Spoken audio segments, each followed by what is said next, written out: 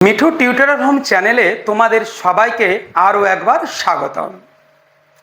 আজকের ক্লাসটি আমি একদম ক্লাস 11 সেমিস্টার 1 একদম দর্শনের সিলেবাস ও নম্বর বিভাজন নিয়ে আলোচনা করব। দেখো, ক্লাস 11-এর ফার্স্ট সেমিস্টার ভর্তি হয়ে গেলাম, বই বার করলাম, পড়তে লাগলাম, তারপরে পরীক্ষা দিতে চলে গেলাম। তুমি সত্যি কি ভালো স্টুডেন্ট হয়ে গেলে? একদম নয়। প্রিয় শিক্ষার্থী, কাজ পরে, আগে কিন্তু পরিকল্পনা করো, তারপরে কাজ করো। কাজ করার পরে পরিকল্পনা তুমি যদি করতে যাও, আমার মনে হয় কোনো একটা জায়গায় ভুল হয়ে যাবে। তুমি তোমাদের টিউশন স্যারের শিক্ষার্থী, তুমি তুমি তোমাদের টিউশনের স্যার, স্কুলের স্যার কিংবা প্রতিবেশীর কোনো সিনিয়রকে জিজ্ঞেস করে নেবে, তারা হয়তো তোমাকে এইটাই বলবে যে আগে পরিকল্পনা, তারপরে কিন্তু কাজ। আমি বলছিলাম কি, দেখো, দর্শন বই পড়ার আগে, দর্শন যে সাবজেক্ট সেটা পড়ার আগে অতি অবশ্যই তোমাকে জেনে নেওয়া উচিত কি দর্শন যে বই, সেই বইটাতে কতটা অধ্যায় আছে, আর এই দর্শনে কতটা পার্ট আছে, মানে দর্শনের কটা বিভাগ আছে, হ্যাঁ, সেটাও তোমাকে জানতে হবে।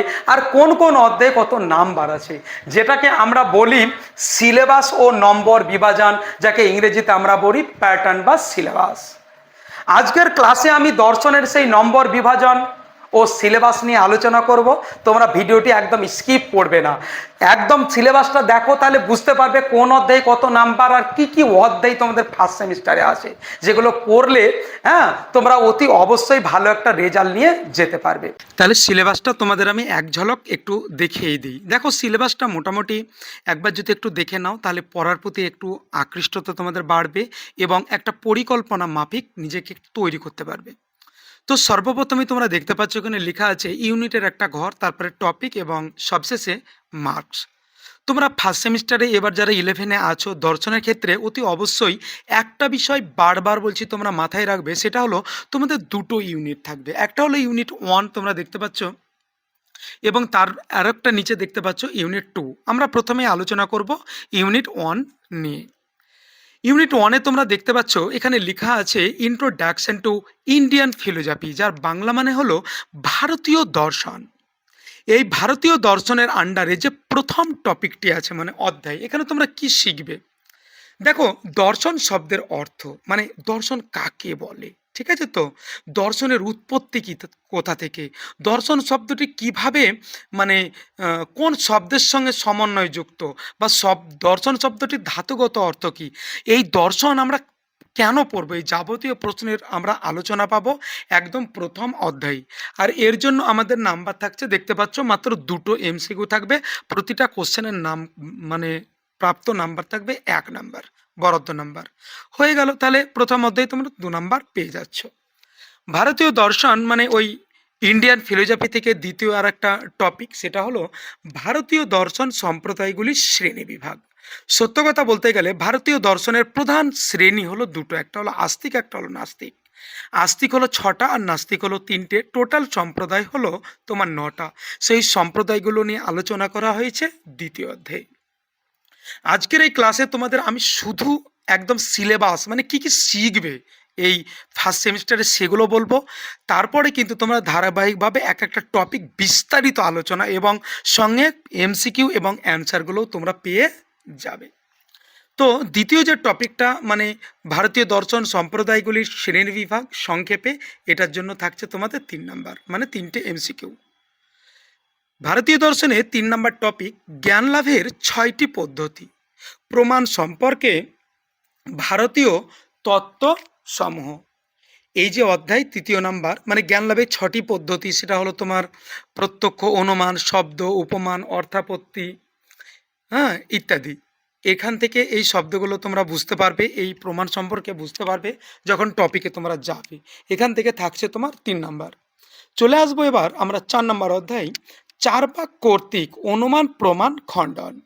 সত্য কথা বলতে গেলে আমি তোমাদের দ্বিতীয় অধ্যায়ে বললাম সম্প্রদায়, মানে 9টা সম্প্রদায় আছে, তার মধ্যে 4 নম্বর অধ্যায়টা 4 ভাগ কর্তৃক, মানে 4 ভাগরা অতি অবশ্যই একটা সম্প্রদায়, আর এটা কিন্তু বেদ বিরোধী, মানে নাস্তিক। ভারতীয় দর্শন, আমরা ইউনিট 1 বারবার বলছি, ইন্ডিয়ান ফিলোজফি দেখছি এখন সিলেবাসে।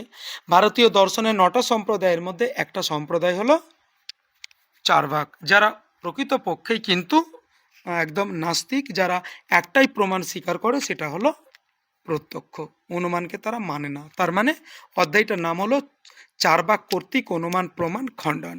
কেন তারা অনুমানকে মানে না, এই নিয়ে এই টপিকটা, মানে চতুর্থ অধ্যায়ের। এখান থেকে তোমরা পেয়ে যাচ্ছ 3 নাম্বার, মানে 3টি এমসিকিউ। 5 নাম্বার টপিকটা হলো ন্যায় দর্শন প্রত্যক্ষের লক্ষণ, মানে ন্যায় সম্মত প্রত্যক্ষের লক্ষণ।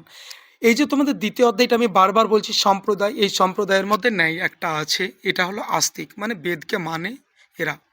এই ন্যায় দর্শনে তোমার প্রাপ্ত নাম্বার আছে 3 নাম্বার, মানে 3টি এমসিকিউ। 6 নাম্বার নির্বিকল্পক ও সবিকল্পক প্রত্যক্ষের লক্ষণ।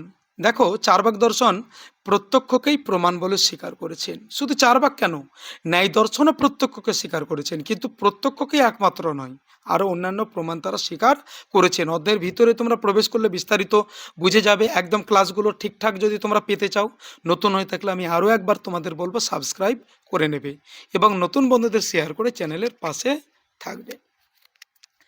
6 নম্বর অধ্যায়টা কি হলো তাহলে? নির্বিকল্পক ও সবিকল্পক প্রত্যক্ষের পার্থক্য, মানে প্রত্যক্ষ 2 প্রকারের। এই অধ্যায়টি করলে তোমরা পেয়ে যাবে 3 মার্ক। 7 নম্বর অধ্যায় ন্যায় দর্শনের অনুমান সম্পর্কে বক্তব্য, মানে ন্যায় দর্শন অনুমানকে কি বলেছেন, অনুমান সম্পর্কে ন্যায়দের কি বক্তব্য। এখানে দেখো, ন্যায় দর্শনের ভিতরেও আর কি কিছু টপিক আছে। অনুমিতির লক্ষণ, পক্ষ, সাধ্য ও হেতুর ধারণা, মানে অনুমানে 3টে পদ থাকে, পক্ষ, সাধ্য, হেতু। আর ব্যাপ্তির স্বরূপ, মানে পক্ষের সঙ্গে, মানে কি বলবো কি, সাধ্যের সঙ্গে হেতুর যে সহচার্য নিয়ম, এখন বললেও তোমাদের মাথাতে খুব একটা প্রবেশ করবে না, তবু আমি একটু বলে দিচ্ছি কি, মানে সাধ্যের সঙ্গে হেতুর যে মানে সম্বন্ধ, সেটাকেই বলা হচ্ছে ব্যাপ্তি। মানে যেমন ধোঁয়ার সঙ্গে আগুনের একটা সম্বন্ধ, সেই ব্যাপারটা তোমরা এখানে পড়বে। এই টপিকটা পড়লে কিন্তু তোমরা পেয়ে যাবে, দেখতে পাচ্ছ না, 7 নম্বর টপিকে পেয়ে যাচ্ছ 2, 2, 3, মানে অনুমিত লক্ষণে 2, পক্ষ, সাধ্য, হইতে এই 3টে পদ পড়লে 2, আর ব্যাপ্তি পড়লে কিন্তু 3, মানে টোটাল হয়ে যাচ্ছে 7 নাম্বার।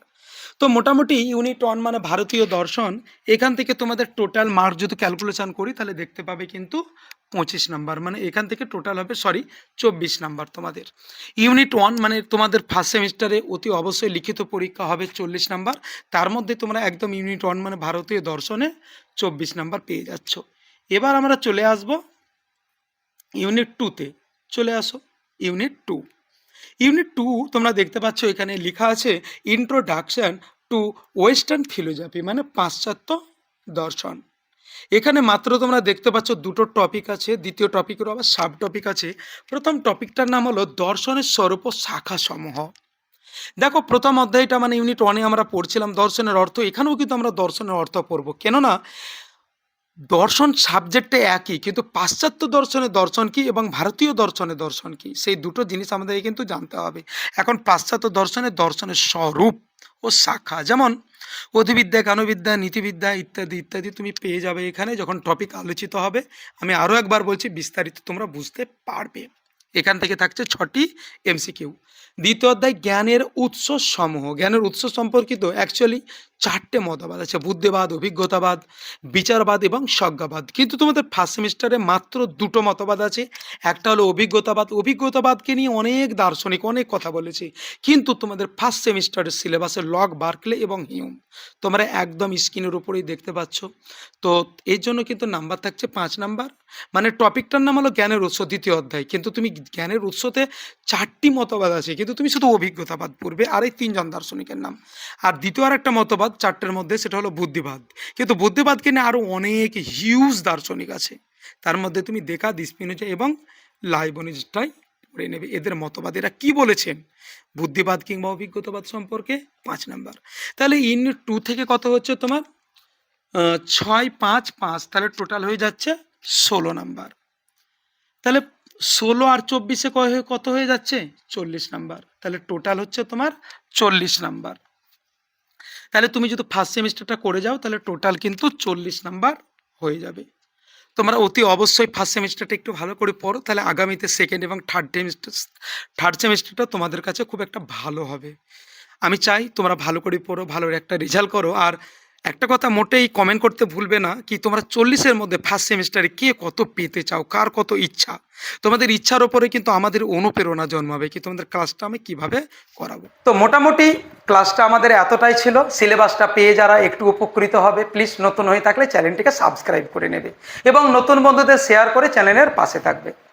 ভালো থাকো, সুস্থ থাকো, দেখা হচ্ছে নতুন একটি ক্লাস নিয়ে আগামী ভিডিওতে।